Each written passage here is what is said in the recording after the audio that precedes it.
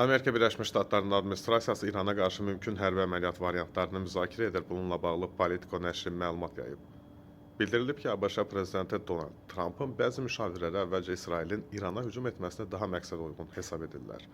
Onların fikrincə belə bir ssenari Vaşinqtonun mümkün hərbi müdaxiləsi üçün daha əlverişli vəziyyət yarada bilər.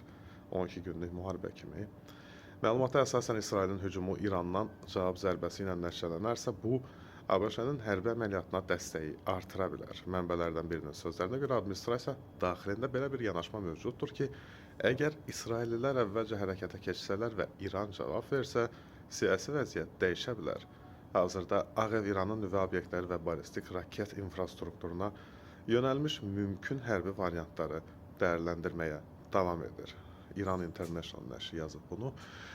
Onda deyək ki, 200 günə harca martın əvvəlində də, martın 2-3-də falan da Cenevrədə İranla ABŞ arasında həmin o nüvə proqramı ilə bağlı danışıqların keçirilməsi nəzərdə tutulub. Hətta Abbas Arakçının fevralın 24-də özünün X-dəki hesabında paylaşımında bildirilir ki, biz bütün problemləri diplomatiya yolu ilə həll etməyə tərəfdarıq. Yəni hücum falan eləməyin.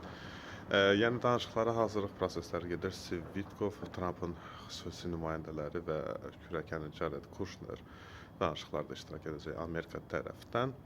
İrandan isə Xarici İşlər Naziri Abbas Arakçı, Seyid Abbas Arakçı iştirak edəcək və müəyyən razılaşma layihələrinin mübadiləsi aparılacaq. Bununla da mümkün həll yolu axtarılır ki, gərginlik aradan qaldırılsın.